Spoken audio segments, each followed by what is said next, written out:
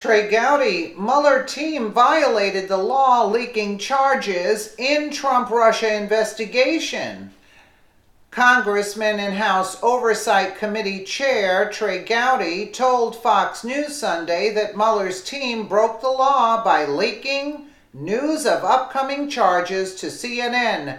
Gowdy warned Mueller about leaking details of the investigation to the press.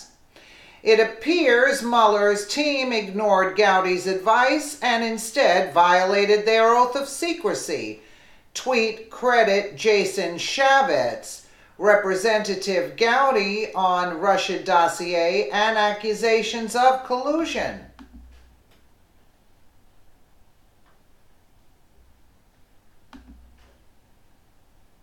Meanwhile, House Republicans are launching new investigations into Hillary Clinton, including the revelation that her campaign and the Democratic National Committee paid for opposition research that led to the Russia dossier that accused the Trump campaign of collusion with the Russians. Joining us now to discuss all this, Congressman Trey Gowdy, chairman of the House Oversight Committee. Chairman, let's start with the report from several news outlets that the first Mueller charges will be announced tomorrow. As a former federal prosecutor yourself, what will you be looking for? Well, first of all, Chris, we don't know who's being charged. Let's assume, arguendo, the reporting is true. We don't know who's being charged. We don't know what they're being charged for. We don't know the time period. I will tell you this. The only conversation I've had with Robert Mueller, it was stressing to him the importance of cutting out the leaks with respect to serious investigations. So it is kind of ironic that the people charged with investigating the law and executing the law would violate the law, and make no mistake, disclosing grand jury material is a violation of the law. So as a former prosecutor, I'm disappointed that you and I are having the conversation because somebody violated their oath of secrecy. Let's handicap this, though, if you will, sort of expert analysis. As a federal prosecutor, you're quite right. We do not know who's being charged and what they're being charged for. What, if anything, when we find that out, whether it's somebody close to the president, somebody further down, whether it's something related to Russia, or whether it's, in effect, an extraneous charge, not to say it's not a legitimate charge, but something like fraud or money laundering, what will that tell us about the Mueller investigation? Well, that little phrase in the memo from Rod Rosenstein, arose or may arise from the investigation. I mean, the reason you have that phraseology is if special counsel finds evidence of a crime that's unrelated to his or her original jurisdiction, you don't ignore it. But it's going to be really important whether or not this indictment involves 15-year-old business transactions or 15-day-old conversations with Russia. So it's really important what the charge is. It's really important who the person being charged is. One thing I don't get that excited about, although I do see a lot of reporting, is somehow or another you're going to be able to flip a witness and that witness is going to turn state's evidence on everyone else. If you didn't believe a witness yesterday, chances are great you're not going to believe that witness tomorrow, particularly if they're under indictment and have a reason to curry favor with the government. These investigations come down to documents and evidence much more so than they do witness testimony. So I would caution your viewers, don't get too excited that all of a sudden the government now has a star witness. That star witness you probably didn't believe a week ago and you won't believe a week from now. There have been growing calls from some Republicans to end the Mueller investigation. Some people say he's too close to Comey and the FBI and that he ought to resign. Some people say that when the Mueller budget for the special counsel investigation is presented to Congress to review next month, that they should cut off funding. Do you support any effort to either curtail or end the Mueller investigation? I don't, and I readily concede I'm in an increasingly small group of Republicans. I think Bob Mueller has a really distinguished career of service to our country. I don't think any of your viewers can think of a single thing he did as the FBI director that caused them to have a lack of confidence in him. I think most of your viewers have to be reminded that he actually was the FBI director or that he actually was a U.S. attorney, because he's a pretty apolitical guy. I see the reporting. I see the same thing you're making reference to, that he and Comey are friends. I'm not really sure what the definition of that is I've got a lot of coworkers that it wouldn't stop me from investigating them or prosecuting them. So they're not family members. They weren't business partners. I would encourage my Republican friends, give the guy a chance to do his job. The result will be known by the facts, by what he uncovers. The personalities involved are much less important to me than the underlying facts. So I would say give the guy a chance to do his job. Let's turn to the revelation this week that it turns out that the Clinton campaign and the Democratic National Committee paid for the opposition research that led to the writing, the formulation of this Russia dossier that has made all kinds of accusations against President Trump and his campaign. What do you think is the significance of that revelation? Well, one of the areas of significance, Chris, is just how hard the Democrats in Congress fought Republicans for trying to gain access to this information. If it were up to Adam Schiff and other Democrats, who of course want all the facts to come out, they want all the facts of Russia to come out, except who financed the dossier. So that's the most important thing to me, is how unserious the Democrats in the House have been about uncovering all the facts. I am interested in who paid for the dossier because that helps you understand motive and intent and whether or not you can rely on the document. I am much more interested in whether or not the Department of Justice and the FBI relied upon that dossier in initiating a counterintelligence investigation or in court filings. That is really important to me. I don't expect the DNC to be objective. Almost by definition, opposition research is not objective. I do expect an entity represented by a blindfolded woman to be objective, and if they relied on that dossier and they didn't corroborate it or vet it, then we have a serious issue, and that's the next thing that House Intel is trying to find out, is whether or not the U.S. government relied on it. Yeah, let me ask you about that, because the 2 points you're making, and I agree, these are two very important questions. Did the FBI base its original investigation, at least in part of the dossier? And when you talk about court representations, that's the possibility that they used the dossier to convince a FISA court to allow the FBI to wiretap people in Trump world, Trump associates. Do you have any evidence of that? I understand the investigation is just beginning. Well, actually, the investigation is not just beginning. We've been trying for a long time to get the Department of Justice to give us access to this information. It frankly took the Speaker of the House this week to tell the department that we're not going away. You know, Chris, people don't like it when I say this, but it's actually true. It's sometimes hard to tell the difference between the Obama Department of Justice and the current Department of Justice in terms of transparency and their willingness to share information with Congress. This is a really simple request. Did you rely on the dossier? And if so, did you vet it before you relied upon it?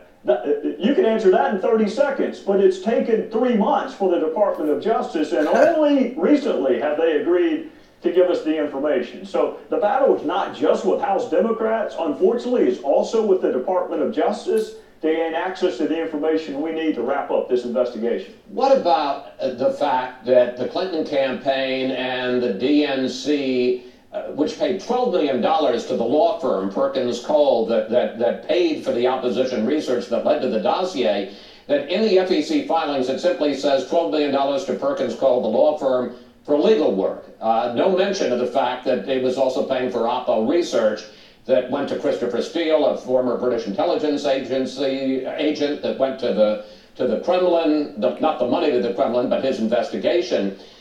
As I understand it, that willful misrepresentation of campaign expenditures is a criminal offense.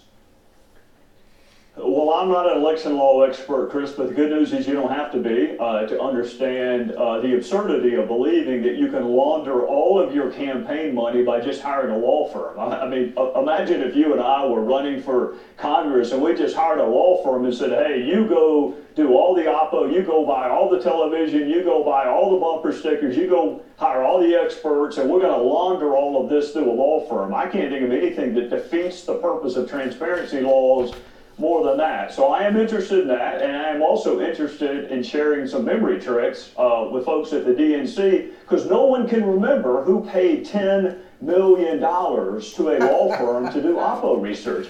I find that stunning. $10 million, and no one can remember who authorized it, who approved it. who said, yeah, this is a really good idea. So you got two issues, a memory issue and then the lack of transparency by laundering money through a law firm. We're running out of time, but I want to ask you two more questions. One is that you also have begun an investigation into the 2010 Uranium 1 deal. This was the deal under which 20% of America's uranium reserves ended up going to a Russian government agency.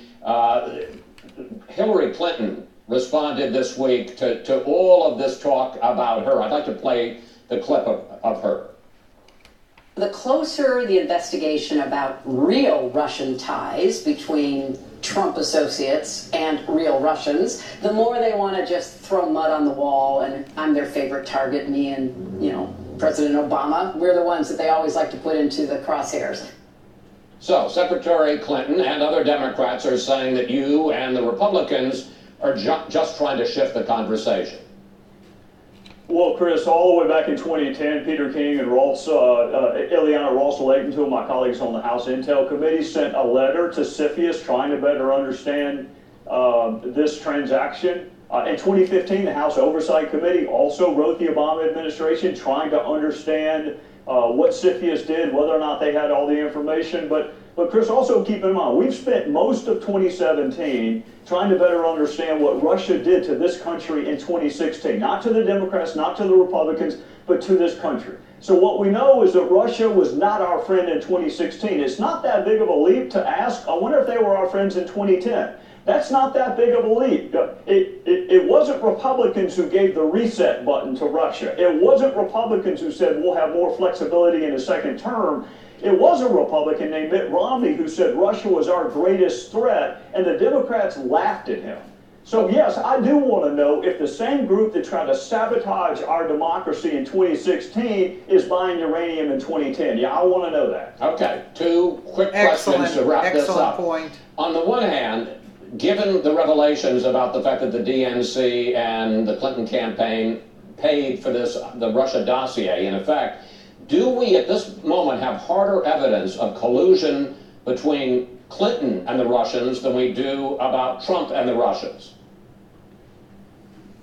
Chris, there are 5 words that start with C: collusion, coordination, conspiracy, contact, and coincidence. And where this falls out in those 5 C's, I don't know. The word collusion has a criminal connotation to it. I think the premise of your question is accurate. For a long time, we've heard about all the ties between the Trump campaign and Russia, for which there is no evidence. And lo and behold, despite serious Democrat opposition, we have uncovered that the DNC was working with Russian actors to try to besmirch Donald Trump's reputation. So it's certainly interesting. Whether it's collusion, coincidence, coordination, I don't know yet. Right. And very briefly, we do know that, as you point out, the key is the Russians did interfere. They did hack the DNC files. They did hack and put out information about John Podesta's files.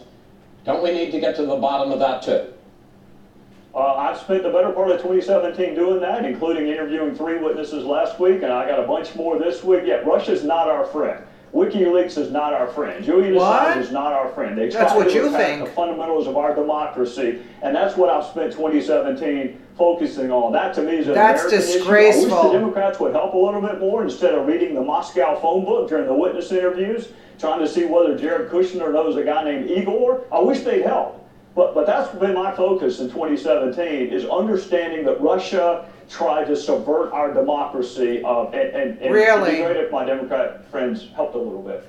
Really? Gowdy, thank you. Thanks for your time, and we will follow all the investigations in coming days, sir. Really? Isn't that disgraceful? So the American people were not supposed to find out what John Podesta had in his emails there. Really? Collusion now is a bad word. It's illegal. Oh, really? I mean, this is disgraceful. I don't know what to say. And it goes on what he said. Yeah, it just basically goes on what they said. But this is disturbing, to say the least. To some degree, I understand that Gowdy had to, sort of play with their narrative. But at the same time, WikiLeaks is not our friend. I got news for you, Gowdy.